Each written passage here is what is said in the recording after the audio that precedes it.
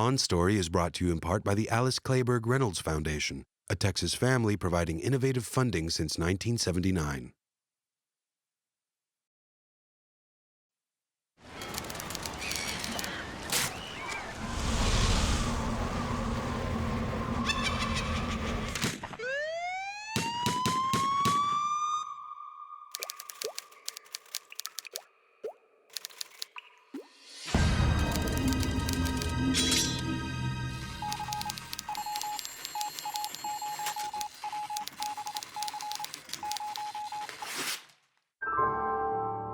On Story, presented by Austin Film Festival, a look inside the creative process from today's leading writers and filmmakers.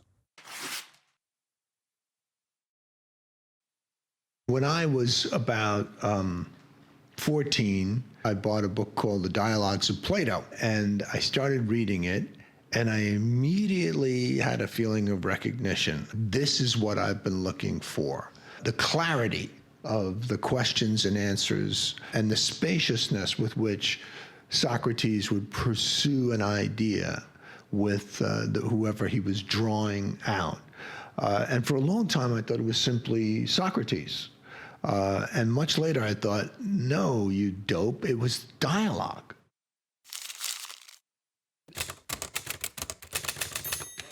In this week's On Story, the acclaimed playwright and screenwriter behind Moonstruck and Doubt, John Patrick Shanley. I went to NYU for a year when I was 17, and I was in a private school in New Hampshire for a couple of years before that, and it became clear that I had some gifts, that I was an interesting reader and an interesting writer, and I'd started to write different things, but I didn't really have that much to write about. And I, on some level, recognized that I needed to have a life if I was going to write about things. I recognized dialogue as a form that ultimately I would come to, though I did not begin to actually write dialogue until after I got out of the Marine Corps when I was 22. And I was at NYU. I went back to NYU after leaving for a few years. And I took all the writing courses, and the only one left that I hadn't taken was Introduction to Playwriting. So I took that, and as soon as I started writing in that form, I recognized that that's what I wanted to do, and I've done it ever since. I got a fellowship to study anywhere in the world for free for a year, and I turned it down and became a bartender in a brew burger on 34th Street because I felt I was educated, and it was over. And then began 10 years of intense poverty and struggle while I started to write plays, and wrote play after play that failed. And that there was something I was trying to break through to, and I couldn't. And then after 10 years, I wrote a one-act play and called Welcome to the Moon. And I did a reading of this play, 15, 20-minute play, in a little space with an audience smaller than this.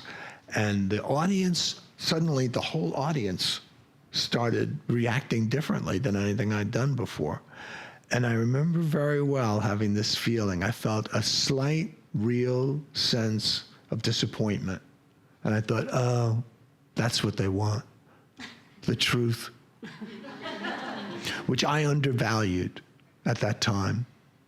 And I'd been writing all this stuff that showed how smart I was, and nobody gave a shit. And then I wrote this thing, it's like, this is just something that I feel and that happened in the Bronx where I grew up, and, make of it what you will, because I'd kind of given up. And that I got that reaction, and that initial feeling that I had dissipated as I started to realize how big the truth is, your truth, the individual truth of a person. And as I started down that road, it became more and more exciting to me. When it's a play, it's a strange thing, because when you're in a book, you sort of lead people through your narration into the story. You say, there's going to be a story about such and such, and you, one way or another, you either drop them into the middle of the story, or you begin at the beginning of the story, or the end of the story, and you guide them very consciously in a way. And in a play, the audience recognizes what's story and what's not. So, we're up here and we're talking, and either there's a story going on or there isn't. If there's no story going on, we can talk. We can talk for 2 hours, but there's nothing that's hooking the audience and making them go, there's something that I'm waiting to find out. I have to sit and experience this thing in order to get to that kernel of information that I hunger to know. And I like that, but there's something also, an X factor, that plays are mysterious to me. I think all true living works of art are mysterious on some fundamental level, just like people are mysterious. People talk, I sit and I'm like having a conversation with somebody, and on one level I'm listening to what they say and I'm responding to that, offering what I have. On another level, the whole time I have a secret question, is like, who the hell are you? And what is this really? What's really going on here? Or if nothing's going on, why is nothing going on? What is that? And I've certainly had that experience many times, where I finally just blurt out something like, what makes you get up in the morning? Are you alive? Or are you just like play acting something you learned somewhere about what it is to be a functioning human being? When I write a play, I'm attempting to do one of a few things, probably all of these things. I am attempting to connect. I've been doing this for a long time, and I have the audience in my body. I've been in the audience a million times at my own stuff and other people's stuff, and I've felt when I connect with the audience and when I don't, and I feel them even when they're not there. And so when I write, they're there with me. And what I always say about the audience is, the audience could be all idiots. Together, they're a genius. And if you ignore that, you ignore it at your peril, because the audience is smart, really smart. And the second that you do something that you already know the answer to, they smell it and they go to sleep. They don't care anymore. As long as you're right there with them, trying to figure it out, they'll stay with you. But you got to fight. You got to fight really hard to stay in the present and try to get into the future. So one of the things I'm, certainly trying to do when I'm doing a play is to connect with the audience by having the respect for them that they're probably a little bit smarter than I am. Another thing is that I am trying to understand something that I don't understand yet. I have some question in my life, some obstacle, some barrier, some aspiration that's just beyond where I am, and I'm frustrated and I don't know how to get there, and I'm using this play to attempt to get there or express my heartbreak that I can't get there. And through doing one or both of those things, the audience will go like, yeah, I know what you mean. I'm there too. That's where I am too. And so it's sort of an invitation to live together as opposed to all of us living in separate compartments. I got into screenwriting because I got a National Endowment for the Arts grant. That would be enough for me to live for 1 year. And I knew that if I didn't do anything to change my situation after that year, I'd be back painting people's apartments and unloading trucks again, which is what I was doing for a living then. And so I said, well, I'm going to have to write a movie. And then I said about, how do you write a movie? And I read maybe half a dozen screenplays. And I read one called Scarface that hadn't been made yet by Oliver Stone. And I went, oh, I get it. I get what this is. Because when I read it, he described the main character, Tony Montana, as this in incredibly lush romantic terms that I thought was just really bad, really purple prose.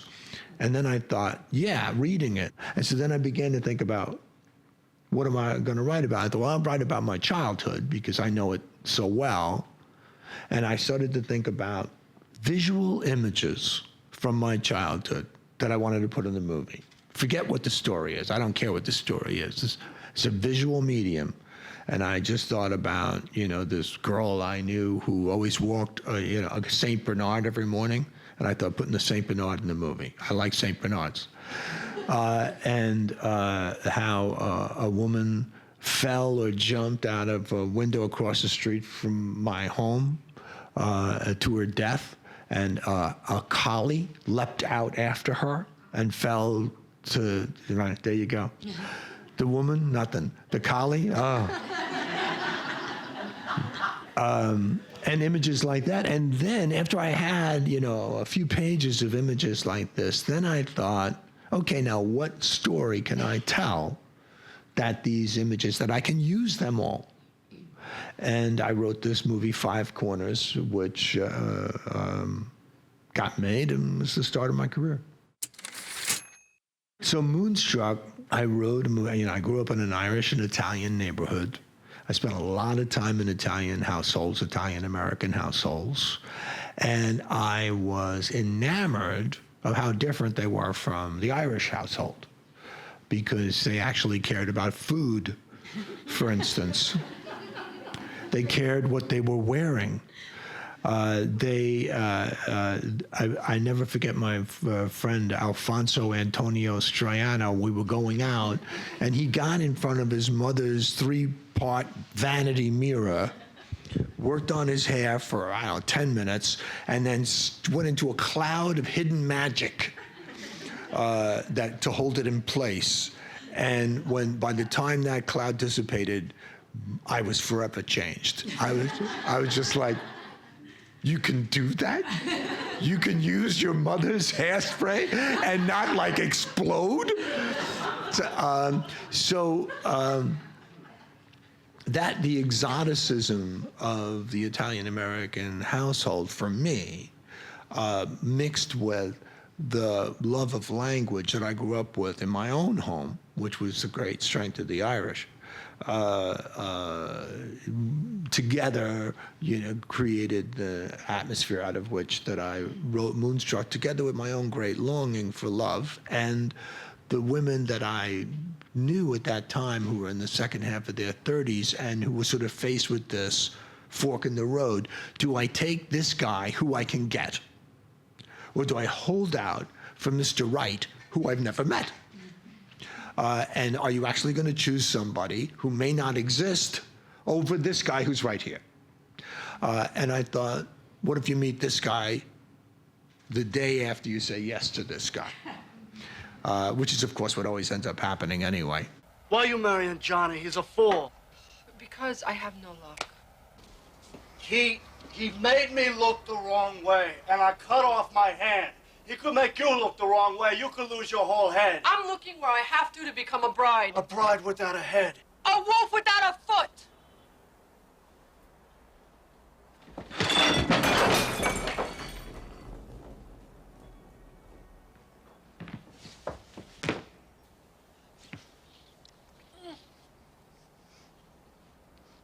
Wait a minute.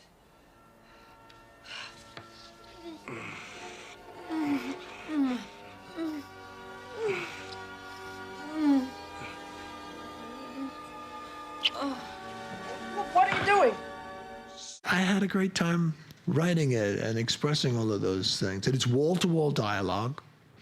And, a couple of people read it and said, this isn't a movie, this is a play. And I'm like, no, it's a movie. And Lawrence Kasdan, who did The Big Chill and Silverado and a bunch of other stuff, he read it and he called immediately, can I have it? And it's like Norman Jewison had gotten it the week before.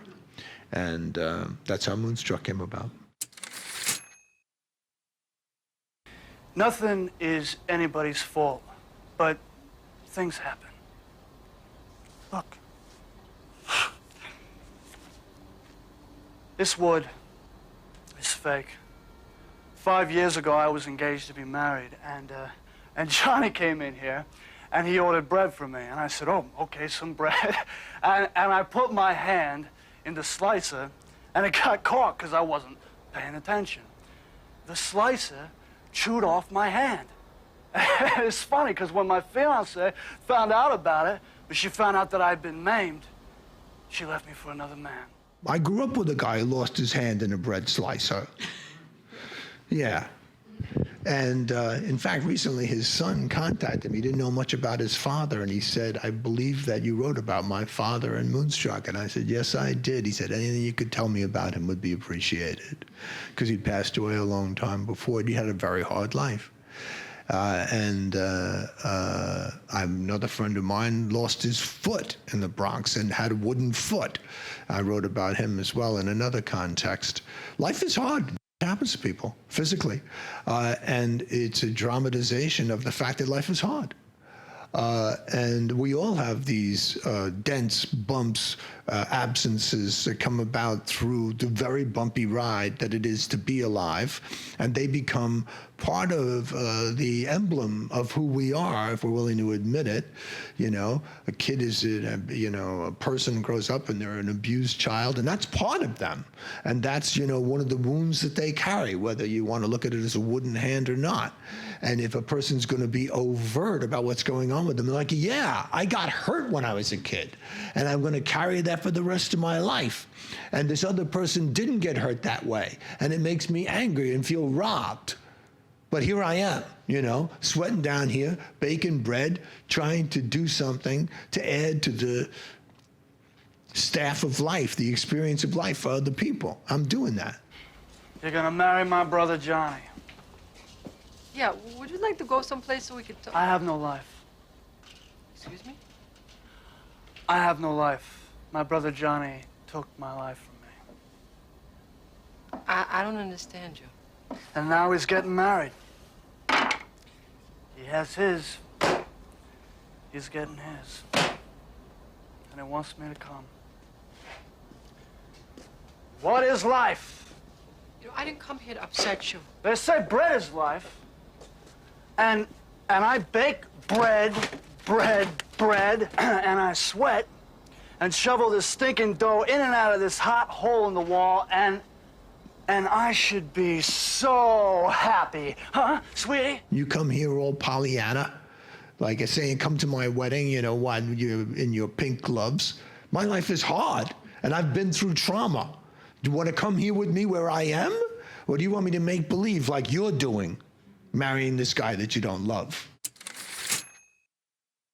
It's a new time, sister. What's new about it? Something inside of people's new.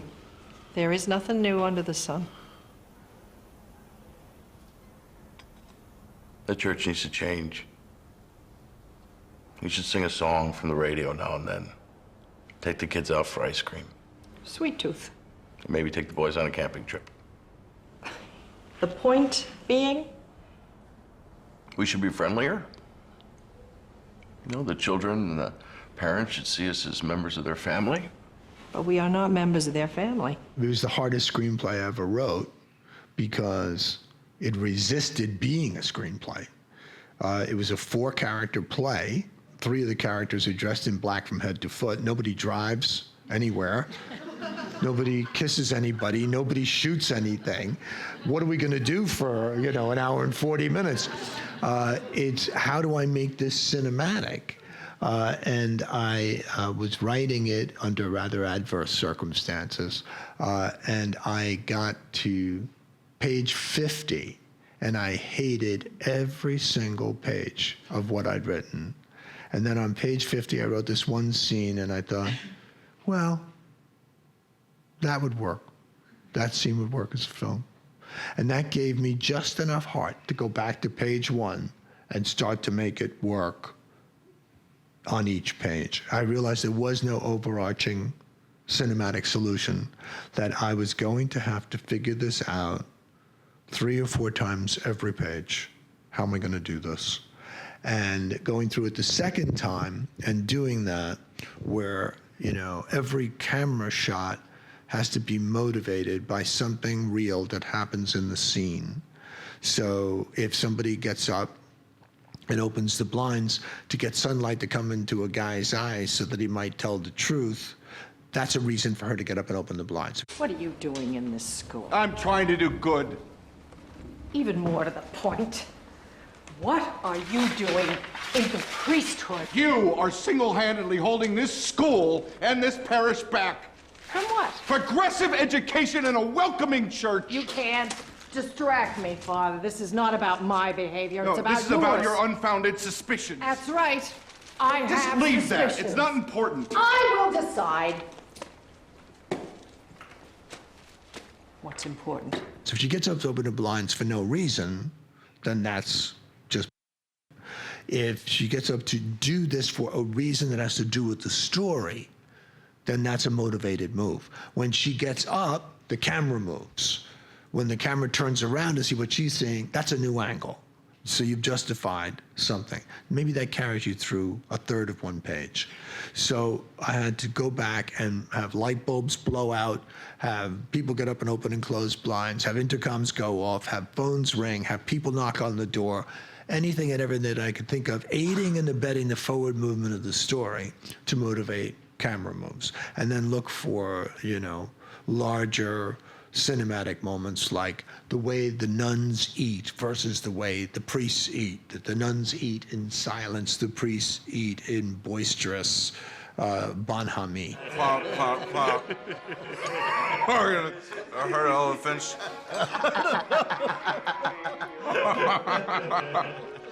You're wicked. No, I told her, you're her mother. You raised her, you fed her, you tell her she's fat. Oh, wait, how fat is she? What, the mother or the daughter? The daughter. I never met the daughter. What about the mother? Fat.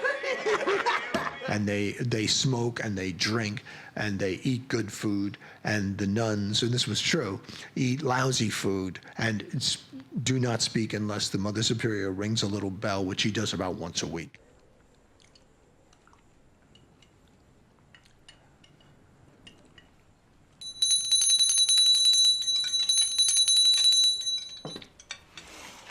This past Sunday, what do you think that sermon was about? Sister James? Huh? What was Father Flynn's sermon about? That dichotomy, which I could do without having anything said, put them side by side, allows the movie-going audience to have an experience and have their reaction without me telling them what to do. I'm not a judgmental person. I don't know what people should do. It is pretty interesting to notice what they do.